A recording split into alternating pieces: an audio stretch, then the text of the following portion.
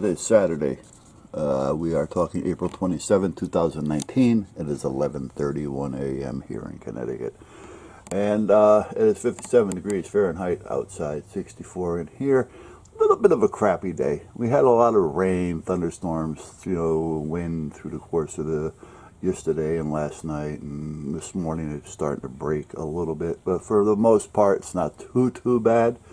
They say the sun is supposed to break, and then we're possibly going to have more rain tomorrow, and then hopefully sun. So meanwhile, I got a few things I want to just putz around with out here. And I was scanning something, and I just seen this thing, and this brought something to my attention. This is a pair of pliers. They also have something like this that they use, that the fishermen use a lot as well for hooks and things like that. But quite a few years ago, when I was looking for things, and a lot of them had to do with cars, these pliers were popping up all over in a lot of the so-called chop shops. And the reason why is because with these pliers, the jaws close evenly. You know, they're not closing at an angle. They close evenly, like a vise would close, something like that. And if you take a pop rivet, now I don't think I have a pair of those pliers around here, but I may, and if I do, I'll show you someday. If you take a pop rivet, the pop rivets are round. Well, if you take a pair of those pliers, you can make it look more like octagon. And don't judge me on my octagon.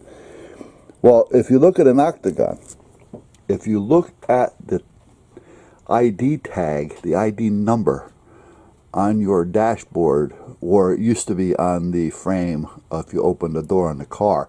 I don't know how it is on the newer cars nowadays, so don't take me to that. I'm going back, 70s, 80s, 90s. That's what holds the tag on.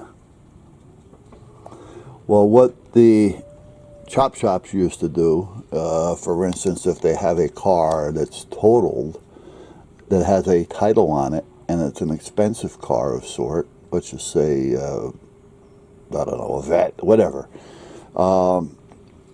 They go out and they send people out to find another vet. Not necessarily the same color, it doesn't make a difference.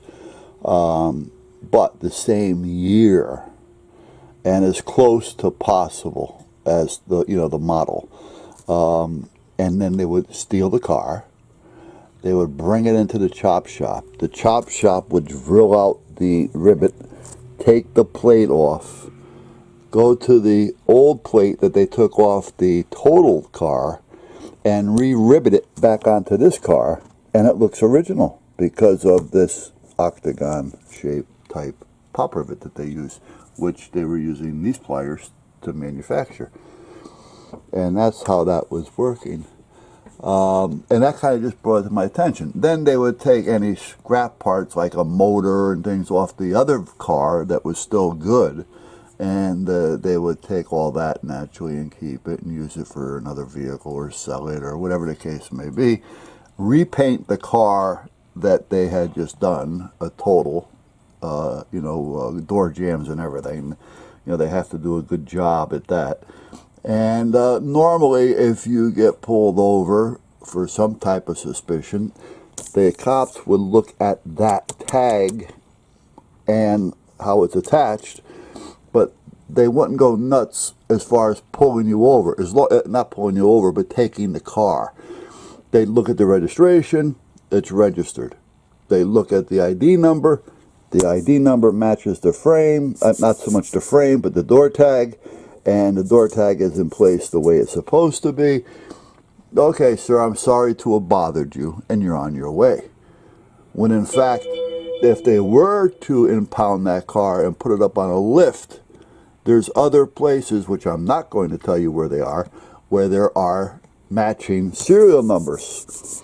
So if those numbers on the other parts of the car do not match that tag, well then, guess what? you know, you've got a stolen car. Now, it's a possibility you can get arrested for possession of a stolen vehicle. All right, they can't arrest you for stealing it because they didn't catch you in the act. They caught you driving it, so you're in possession of it. Now, if you can prove that you bought it justifiably through a dealer or another party, and you have receipts, bill of sales, and that other party does exist, then at that point, you know, you're free to go, but without your car. All right, the car goes back to the original owner once it all goes through court, and that's what happens with that. And that just happened to have brought that up to my attention because I was looking at some of the tools there. So I don't think I have a set. I'm looking in what little tools I have left. Years ago, it was a different story, but I had, oh God, I don't want to even go through what we all had, I'm sure. I had thousands. Let's put it this way. I had I owed at one time Snap-on Tools almost $50,000 for tools that I had purchased from them. And that was Snap-on. Those also had Mac.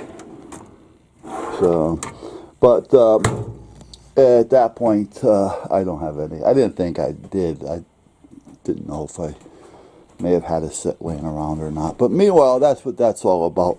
All right, so now that I've went through that, I am going to finish my coffee. I had a couple scrambled for breakfast with some toast, and I'm just beginning to feel energized. All right, guys, I'm going to shut you down for a few minutes. I'm going to have my coffee. I'm going to finish my emails, and we're going to start doing a few little projects today, and I'll fill you in as I go along.